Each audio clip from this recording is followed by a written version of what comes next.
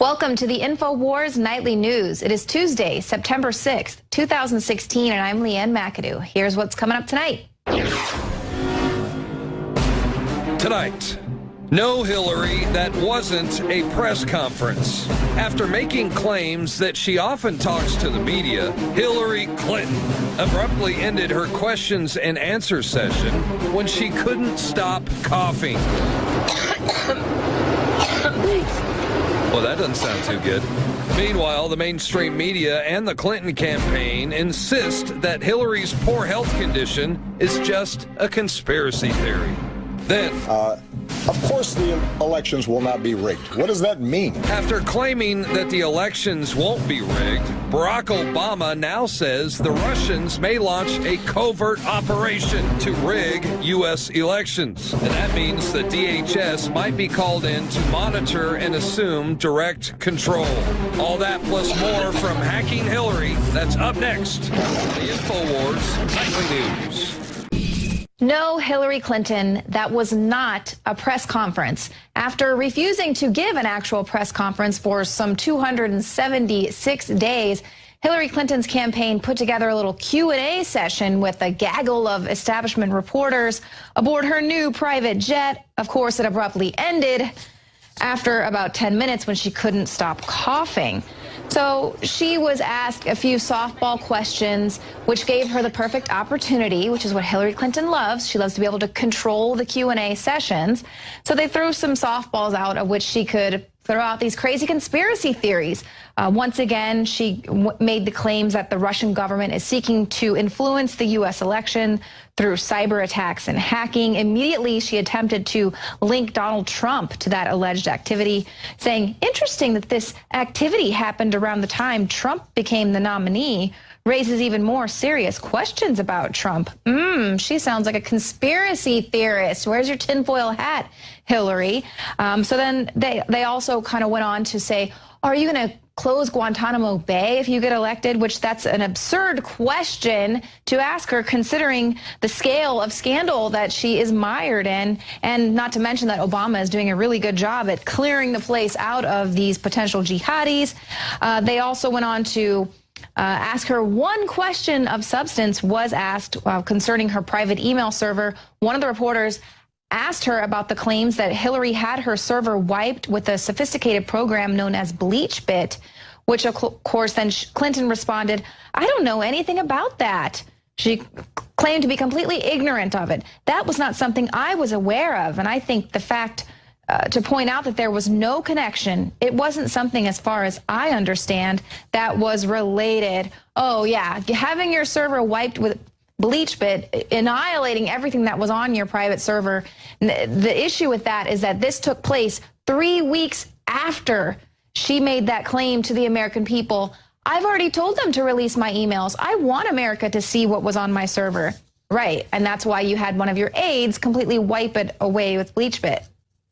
And this is after she's made repeated claims that she turned over all of her work-related emails to the State Department, which we now find out that indeed she did not. There were thousands that she did not turn over. And, you know, they just let that go. She made that response to the question, and they didn't push her further on that.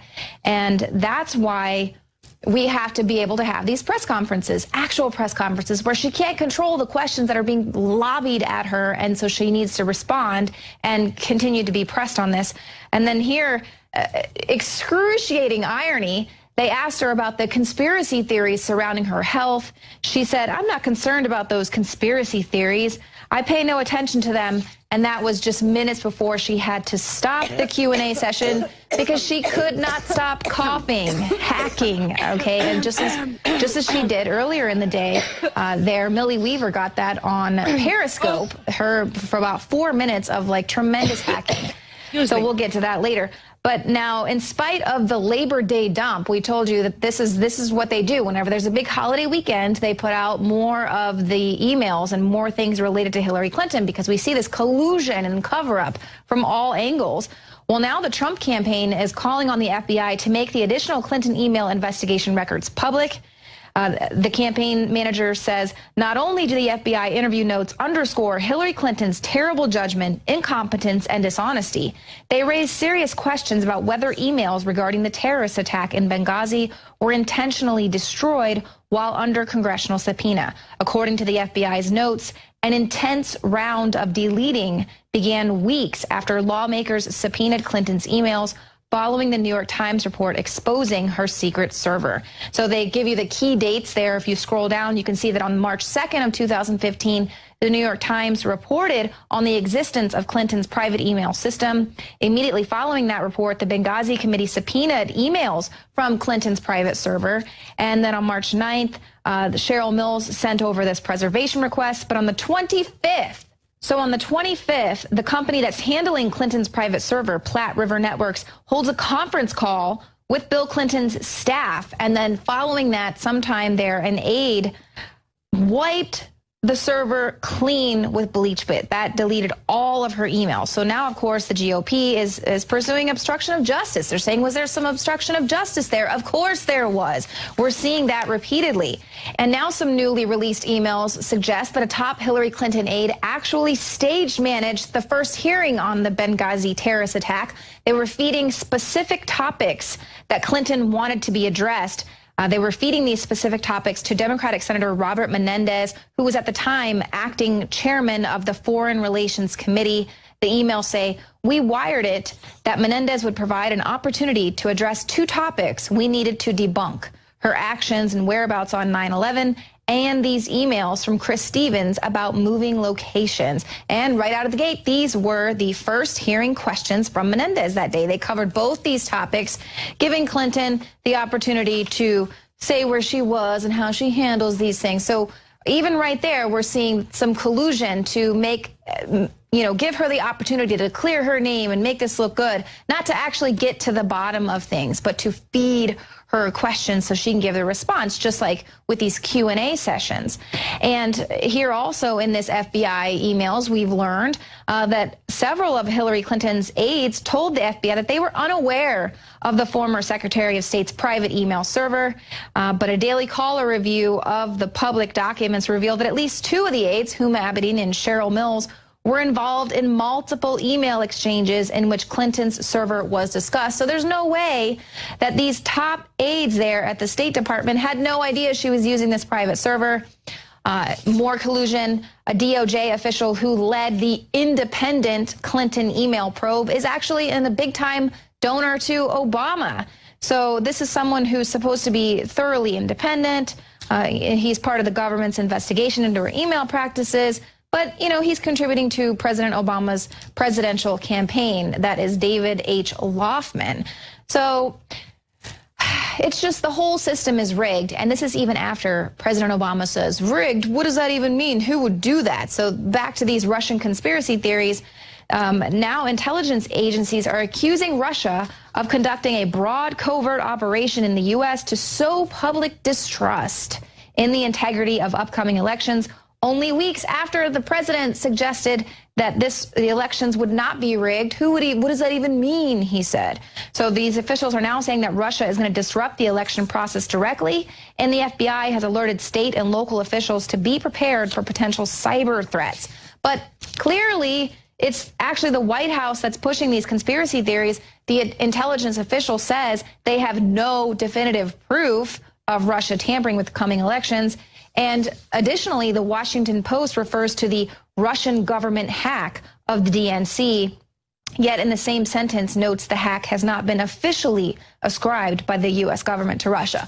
So they haven't officially blamed it on them, but they're going to go ahead and just put it out there in the public domain that indeed it is Russia and indeed they are trying to sow distrust, when really, truly, it's the White House that is trying to sow distrust because they don't want to get into the contents of these leaks showing that it was actually top-level agents there within the DNC that were rigging the election. That's what we need to be concerned about, but instead they're immediately shifting the blame to this concern of the boogeyman, Russia. And you got to feel sorry for Tim Kaine, who is Hillary Clinton's running mate there for VP. He's getting laughed at already because he is trying to run interference, saying, Hillary Clinton, she talks to the press a lot. She's been very transparent with the press.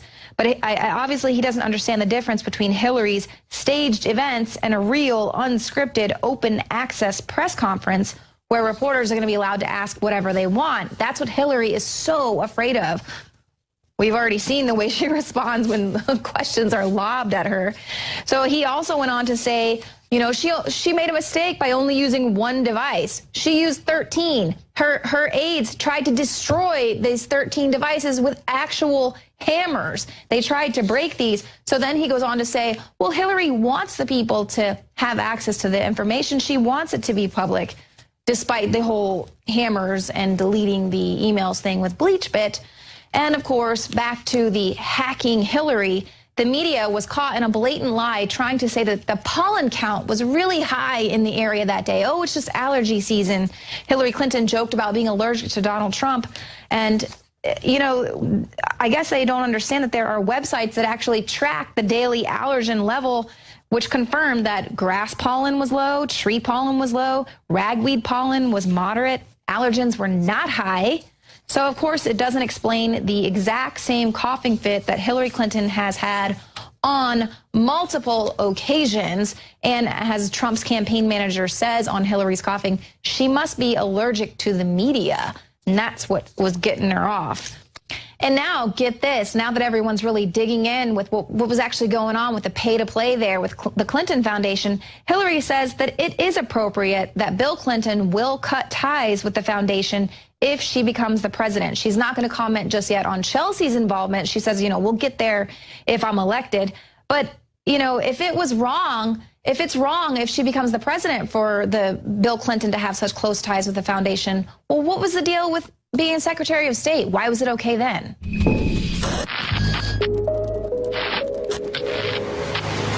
We are spiraling headlong into what amounts to the final 2 months of the presidential race. But where is Democratic nominee Hillary Clinton? What difference at this point does it make? Days ago, Hillary Clinton had not held a press conference in 274 days. That's right. Hillary Clinton had not held a press conference in all of 2016, an election year. Until this sham. Hillary, surrounding yourself with what amounts to the press corps over at Teen Beat doesn't amount to a press conference. Why has she been absent? It's obvious that Hillary's frail health can't deal with the monumental deviance that is her growing email scandal. More damning evidence came to light as the architect of the email cover-up, former Clinton Chief of Staff Cheryl Mills, clearly obstructed the FBI's investigation by deleting emails with .com addresses, only saving the emails with .gov or .mil. Eliminating all of Clinton's then Chief of Staff Uma Abedin's, Mills, and other aides' correspondence between Clinton. Judicial Watch President Tom Litton said the FBI saw massive document destruction and clear intent to withhold material evidence. He added, and they just ignored that obstruction and even let her sit in on the interview. Correspondence between Clinton and Abedin, who regularly emailed her boss from Uma at ClintonEmail.com and H. Abedin at HillaryClinton.com, is crucial, Fitton said, because Abedin acted as the go-between on requests for access to Clinton from shady foreign Clinton Foundation donors. He says the mushrooming pay-for-play scandal is the real reason the former Secretary of State set up a private email system in the first place. The whole thing was designed to keep Clinton Foundation emails from investigators, he said. Meanwhile, as Donald Trump becomes increasingly presidential, reaching out to the Mexican people, the flood victims in Louisiana, and the forgotten manufacturing corpse of Detroit, Hillary is elsewhere, preferring to rub elbows with those she is truly comfortable with and serving, the ultra-rich. Trump wants to cut taxes for the super rich. Well, we're not going there, my friends. I'm telling you right now, we're going to write fairer rules for the middle class, and we aren't going to raise taxes on the middle class. Hillary has been jet-setting from one elitist fundraiser after another and is taking pre-written questions from children to the tune of $2,700 apiece. You become president, what is your plan to connect mental health problems and guns to make sure that me, my brothers, and my friends are safe from violence at school? I think we need to pass some laws that I have been advocating for We need comprehensive background checks. We need to close the gun show loophole, close the online loophole. But the gun lobby lives off of fear and misinformation. Open Secrets reveals Trump has raised $127.6 million, 2% of that coming from super PACs and 98% from campaign donations, while Hillary has raised $435.3 million, 28% from super PACs and 72% from donations. Hillary is clearly the Wall Street candidate and is propped up by a corporatocracy that has infested our republic. Meanwhile, the dying mainstream media continues to whitewash her poor health, absence from duty, and her own bungling of the issues. Her popularity ratings are sinking right now, and I'm not sure they're sinking because she's campaigning too little or too ineffectively, or because she's campaigning too much.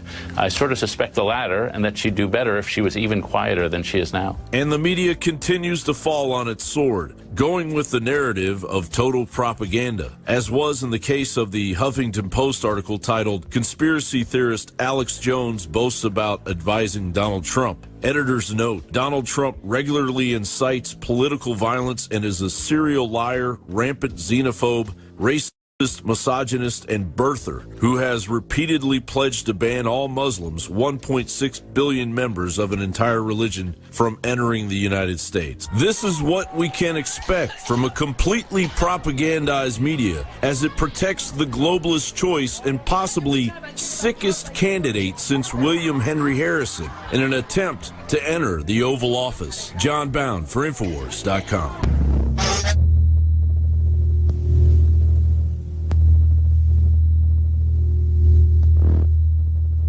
I'm running for president. Everyday Americans need a champion, and I want to be that champion. I'm hitting the road to earn your vote, and I hope you'll join me on this journey. Joe Biggs here with INFOWARS.com. Now, President Barack Obama has been considered one of the most disrespected presidents of all time. And a lot of people say it's because he's a black man. I'm not going for that. I think it's because he is a failed president.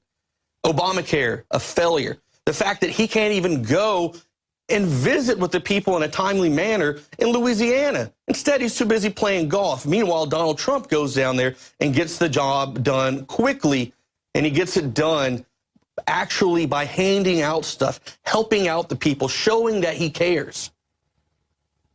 President Barack Obama this weekend actually went to Laos late Monday night to become the first U.S. president ever to visit the Southeast Asian country. He encountered more than his usual share of friction and confrontation on his 10th trip to the region. It started with his arrival at the airport in China, where Chinese officials failed to provide Obama with a staircase to disembark from the upper door of Air Force One down onto a red carpet. Instead, he had to use an alternative exit on Air Force One, which is located on the bottom of the plane, and many saw it as a deliberate sign of disrespect by the Chinese. And who do you think is going to chime in on this situation? Donald Trump. Donald Trump tweeted out this weekend, China wouldn't provide a red carpet stairway from Air Force One, and then Philippines president calls Obama the son of a whore. Terrible. Another tweet. Can you believe that the Chinese would not give Obama the proper stairway to get off his plane? Donald Trump also said that he would have refused to meet with the Chinese officials if they treated him like they treated Mr. Obama. Donald Trump then said, if that were me, I'd say, you know what, folks, I respect you a lot. Let's close these doors. Let's get out of here. Mr. Obama downplayed the episode like he always does and pretty much blew it off like nothing happened at all. Also, there were running verbal battles between Chinese and U.S. officials and U.S. journalists at the G20 summit. A Chinese official tried to block White House National Security Advisor Susan E. Rice from moving closer to Mr. Obama at the airport, forcing a Secret Service agent to intervene. Now this leads me to another article by the New York Post. This is our country. Tempers flare as Obama arrives in China. On the tarmac, a quarrel broke out between a presidential aide and a Chinese official who demanded the journalist traveling with Obama be prohibited from getting anywhere near him. It was a breach of the tradition observed whenever the American president arrives in a foreign place. When the White House official insisted the U.S. would set the rules for its own leader, her Chinese counterpart shot back, "This is our country, this is our airport," the Chinese official yelled. So you can see simply that people do not have respect for America like they used to. And that's what we need, a true leader. That's why the populace is Donald Trump. That's why people are standing in line for hours and hours upon the thousands to go listen to this man speak, because we're tired of having a president that is disrespected by countries all over the world. That is not going to happen under Donald Trump. Before leaving China, Mr. Obama held what's likely to be his final meeting with Russian President Vladimir Putin, who has bedeviled Mr. Obama virtually since day one. They talked about a ceasefire in Syria, where Russia supports the regime of President Bashar al-Assad, but reached no conclusion. Then they discussed Russia's aggression in Ukraine, but reached no conclusion. And yet again, Mr. Trump fires back with another tweet, giving his opinion on about what he thinks took place. President Obama and Putin failed to reach a deal on Syria. Obama is not a natural deal maker. He only makes bad deals. Amid all the friction, Mr. Obama did make progress on one of his prime legacy goals, formally entering the U.S. with China into the Paris Climate Change Agreement to reduce carbon emissions globally. In Laos, Mr. Obama was to hold his first meeting with new Philippine President Rodrigo Duterte, but the White House canceled it after the Philippine leader called Mr. Obama a son of a bitch on Monday. "You must be disrespectful," Mr. Duterte said of Mr. Obama. "Do not just throw away questions and statements, son of a bitch. I will curse you in that form. We will be wallowing in the mud like pigs if you do that to me." As you can see, President Barack Obama is not respected by many foreign leaders. It's time to get someone in the White House who will be respected, someone who's going to work for the American people, someone who's going to listen to the American people, and someone who's finally going to straighten this country up. Stay tuned for more reports at INFOWARS.com. I'm Joe Biggs.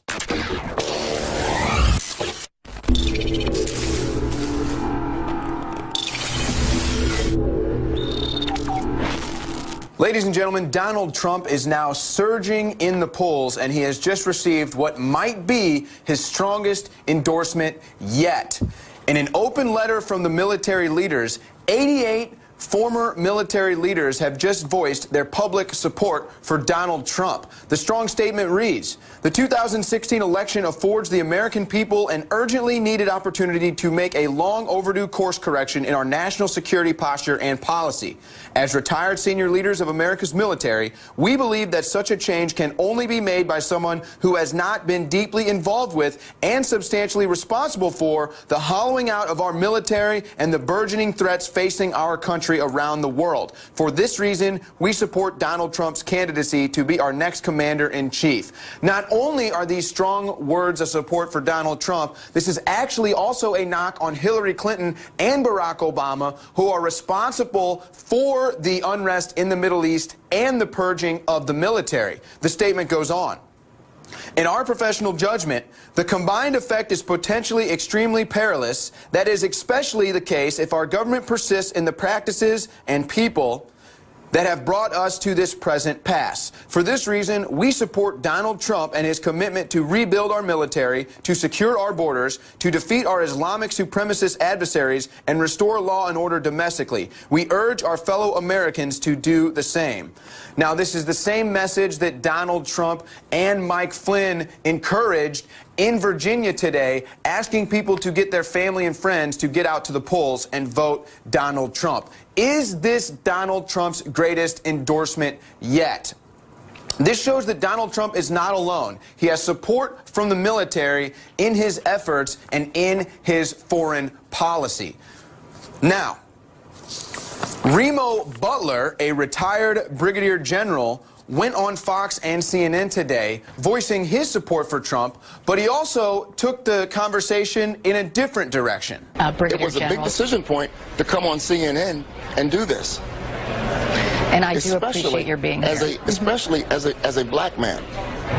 Why is that? The media sets the tone. If you watch the media and you watch TV, you would think that all black people are on welfare. We live in the ghetto. We're so afraid of getting shot, and we wear our hair in dreadlocks. So to me, That means that Remo Butler is not just supporting Donald Trump as a former member of the military, but also as a black American citizen who is sick and tired of the mainstream media determining how the black voter should feel. Now, is this Trump's greatest endorsement? Are we going to see the military and black people in America coming out for support of Donald Trump? Right now, the polls are showing it. CNN and Fox both had to admit today that Donald Trump now leads Hillary Clinton in the polls. Of course, the Washington Post is still running with the false narrative that Hillary Clinton has the lead over Donald Trump. For more coverage on the 2016 election, visit INFOWARS.com.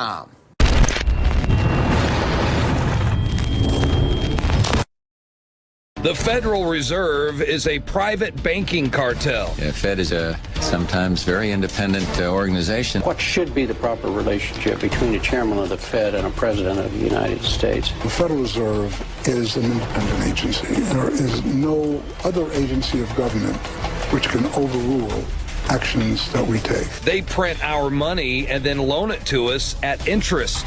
The IRS is their collection agency. So long as that is in place and there is no evidence that the administration or the Congress or anybody else is requesting that we do things other than what we think is the appropriate thing, then what the relationships are don't frankly matter. Jeff Duncan says he saw IRS special agents using semi-automatic rifles at a gun range. Now he wants answers to why the agency needs that type of firepower. Is this global governance at last? Is it one world? The central bankers in charge. Know your history, and you will know your enemy. INFOWARS.com. I'm not gonna sit here and take it anymore. Joe Biggs here with InfoWars.com. Conservative icon Phyllis Schlafly dead at 92.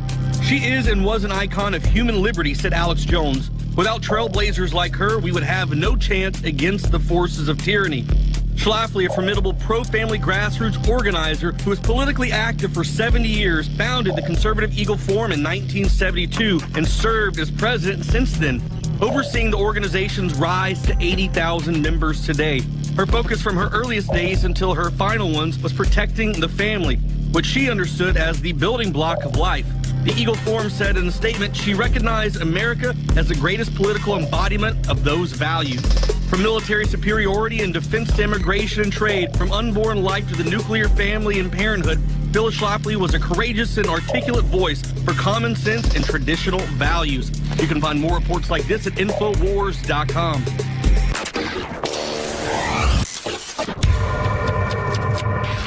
Well, with everyone getting back to school, you probably feel that exciting energy in the air. Time to expand your cultural horizons, meet new people that you might not ever have been friends with. But no, in today's age, now it's all about compartmentalization, putting people in their special little groups, not allowing any sort of commingling with anyone that might trigger you or offend you.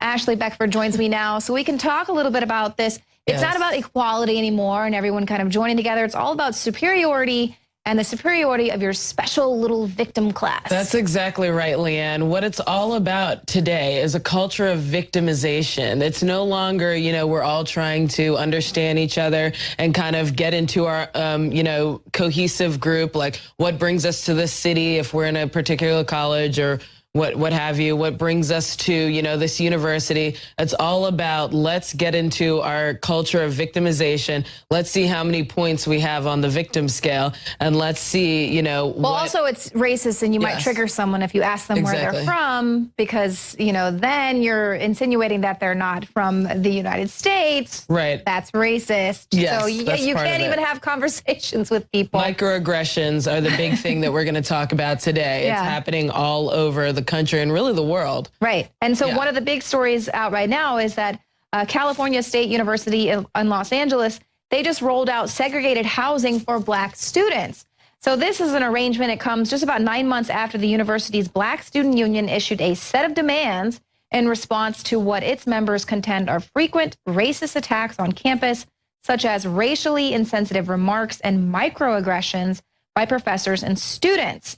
And so now, rather than having students get to know each other, get to commingle with people they might never have become friends with, never have struck up conversations with, they want to provide a safe space where they can connect and learn from each other. Which is just ridiculous because it's like you have no safe space. In the real world, you actually have to be out there interacting with people of all different types of, ethnic backgrounds, all different types of socioeconomic backgrounds. And I don't agree with the the socialist ideology that says that basically everything is class struggle, everything is oppression. So you need to see oppression in every single moment of your life. That's basically what it's about. Exactly. And this is not a historically black college. So why are you now segregating a university? If you want it to be segregated, go to a historically black college if that's the kind of experience that you seek. Right. But now because of these demands, they're completely rearranging the way that students are learning. And now, rather than with this freshman orientation, where they would normally talk them through tutorials on campus technology, give them advice on how to choose classes. Now it's all about these identity politics and training them not to commit any offensive microaggressions. That's exactly right. Insults. They want to get them when they're really young. They want to get them when they first get in there. And instead of teaching them about how to interact, cross-culturally, which is typically what you would learn, they're actually teaching them how to segregate themselves into these little cliques. And it basically takes away from that whole idea of diversity. It's really the exact opposite. I am just so thankful that I graduated before I would have had to take this freshman orientation against safe spaces, trigger warnings. It's the whole new campus vocabulary on subtle microaggressions. Just about everything you do could be considered a subtle microaggression. So what is that? These are comments, snubs, or insults that communicate derogatory or negative messages. It might not be intended to cause harm, but they're targeted at people based on their membership in a marginalized group. Just simple things. They talk about actually here, they keep creating new terms to describe the oppression that they're going through. And one of them is environmental microaggressions. Environmental microaggressions. You enter the chemistry building. They're taking it into the STEM courses now too. And you see all the pictures are of males. So if you're a female like me or Leanne, you're going to feel that you're not welcome, you're not represented. That's ridiculous. It just so happens that a lot of the scientific, developments have been created through white males.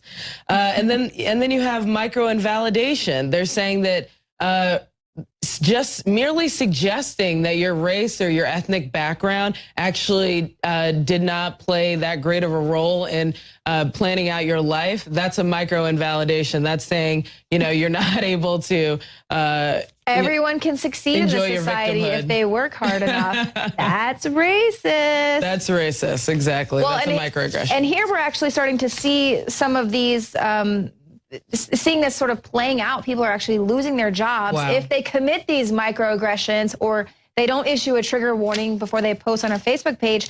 So here, there was a 16-year special education teacher in St. Paul, Minnesota, Theo Olson. He officially retired after coming to an agreement with the district. He was forced out, Yeah, exactly. He was forced out because he noted on a local Black Lives Matter organizer's Facebook page that, among other things, students won't quit gaming, setting up fights, and selling drugs. So because he says this and he's like, hey, guys, let's try to clean up what's actually the problem here, what's going on, they dubbed him a white supremacist teacher. And there's no coming back from that. And they forced them to go through sensitivity training. They forced them to go through equity training, they call it. Everything's equal, everything's loving, like Harrison Bergeron or, The Island. Well, and God forbid the school district tries to actually do something about what this teacher is complaining about, the fights, the gaming, the selling drugs, which, I know growing up, I saw that kind of going on in my school, so I can't even imagine how it is now. And if you even dare say anything about that, you're trying to create a safe environment for the other students that are there wanting to learn. Exactly. It's almost impossible to be a teacher nowadays. There's so many people, great teachers, quitting the profession because of what's going on in the schools right now. And now we've actually seen, I know David Knight spoke a little bit more on this about where this is really coming from. Right. But, you know, we see the government spending $500,000 fighting online trolls. The nanny state. Well, and the issue here is like people, they get online, they're so oppressed here in their speech in the universities and school and in their daily lives that they get online and they have this sort of sense of anonymity. Exactly. So that they're going to say whatever they might never say to your face, but they're going to say it online. They're going to take that away even from people. They're going to take that away where you can't even, you know, communicate because they're going to have the internet ideas. We know October 1st, ICANN is being transferred to the UN here. Right. So, yeah, it's only going to get worse from here on out. and that's kind of the thing is they're indoctrinating the students while they've got them there in the schools because this is the new reality that people are going to be living in. And you can see it here unfolding with this election, this current election season. It's all about identity politics. Yeah. When it's like, it doesn't matter what special group you belong to when we're all getting screwed, when everyone's out of a job, it doesn't matter who you are, how victimized you, we're all getting victimized now, and they don't want us to realize that. Censored unless you agree with the progressive politics. If you don't agree with the progressive politics, then you're definitely getting censored. Your speech means nothing, basically. Right. And just to kind of close this up with, you know, how these groups are working to become some of the most hated groups out there, Black Lives Matter activists actually shut down the London City airport. Flights were delayed. 9 protesters locked themselves together right there on the runway, posted pictures of it. 7 people have been arrested so far. But get this. This is a terrorist organization. They did this because they say the climate crisis is a racist crisis. Cut emissions. So this is what this group, you know, you can't be all things to all people. And now this is what happens when you take that money from George Soros. Now you've got to fight the fight of climate change and you know, this and that. It's like you can't be all things to all people. But, you know, you're going to lock arms there on the runway, shut down the flights for climate change because Black Lives Matter. I don't agree with it. I think it's terrorism. Well, the feds are about to spend $500,000 to protect us from online trolls. It sounds like a great deal, doesn't it? But actually what it is an example of the government, again, creating a problem and then offering a solution that destroys our freedom. In this case, the last bastion of free speech, the internet. They'll do it by not protecting us from trolls, but by creating a de facto fingerprint. Now, you wouldn't go to the federal government for permission to use the internet, would you? Most people would balk at that. If the government at some point came out and said, you're going to have to register with Homeland Security, and we're going to give you an ID that you will use everywhere on the internet, most people would say, no thanks, not going to do that. They would rebel against it. But what they're going to do in the name of protecting us from trolls is to create a de facto fingerprint without your knowledge, without your permission. How is this going to work? Well, quite frankly, it is a tale that includes CISA or CISPA or SOPA or ACTA or PIPA. Remember all of those different efforts to allow corporations to turn over our information to the government without us being allowed to sue them for violation of privacy or for terms of agreement. They finally got it through with CISA. They told us that they needed it to protect us from, you know, foreign aggressors, not from the federal government. And this is where they've been headed all along. Let's look at how this is going to break down. Of course, this is an article that was put out by the Daily Caller, pointing to a couple of grants that have come out. And, of course, they say that this work is going to help to combat troll armies that are being used by Russia and China. They point out in the article, and this is what has been sold to us by the people who are pushing through this $500,000 grant for these people. They say that Russia's troll army is a government-sponsored paid group of people who are out there to push an opinion with on blogs and on the internet, on YouTube. Of course, we know the same thing is being done by the Chinese. Snowden told us that it was being done by the UK. And, of course, we know that it is being done by the American government. You can see it if you go to the comments section on YouTube for INFOWARS videos, for INFOWARS articles. We know that this is happening. Now, what they're telling us is that this is something that is going to protect us. They say that they define, and here's the key, they define trolls as people who have inauthentic, biased, misleading comments that are effective. See, they have to protect us from that. And so what we understand, and this is something that Aaron Schwartz warned us about before he was, I believe, killed, not committed suicide. He said, look, they're pushing CISPA and all these different aspects to take over the internet to protect us from exploits that the government itself is creating. And he gave examples of that. This is precisely what they're doing. They create the online trolls, and massive armies of trolls, and then say, we're going to have to take your freedom. And again, today we have Obama saying, we're not going to allow the internet to be like the wild, wild west. As they say, they've got to protect us from these exploits. One of the things that they offer to us is Stuxnet. That was something that was created by the U.S. and Israeli intelligence to destroy the centrifuges inside Iran's nuclear reactors, their projects where they were trying to create nuclear weapons. What happened with that? Well, in response to that, as they were successful in doing that, the Iranians then realized that they had to do something to respond. So what they did was they created an army, the fourth largest cyber army in the world. That's the way this always blows back. What we have now is an arms race on the military side, but on the civilian side, understand that all of this information, as they say in this grant, this $500,000 grant, this information is taken from you. They continually change the terms of use, and people sign up for that, not knowing what they're doing. They're going to take that very data. They're going to use it to create a profile, just as geospatial intelligence uses your activity-based intelligence to create a profile of you. That's the way they're going to destroy our freedom. And they're going to do it in the name of protecting us from trolls. That's the way they always do it. Leaked documents from George Soros' Open Society Foundation continue to reveal the extent to which the group influenced the political response there to Europe's refugee crisis. Now, joining me is Margaret Howell. Let's go ahead and break this down.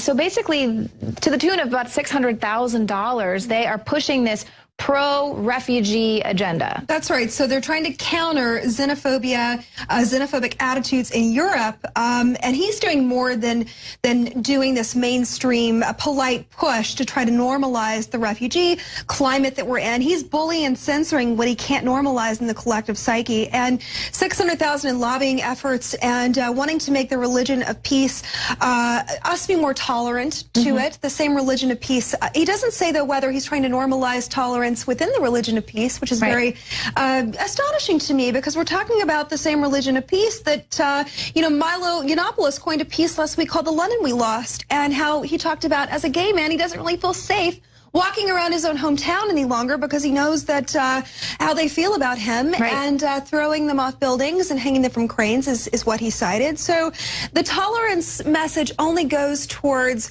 one side, unfortunately, with this massive lobbying push. Right, and so what about spending money to educate these people that are coming to the West? You know, here's the assimilation effort. Welcome to the West. You're going to love it here, but here's how we do things. Not, hey, by the way, why don't you go ahead and beat up women who are in there sunbathing in the park in France. Exactly. So the countering the anti-migrant rhetoric and toxic narrative surrounding migration in Europe, to be exact, whatever that means. Yeah. Well, it means threatening people with prison if they dare offend them on Facebook, like Angela Merkel has as well.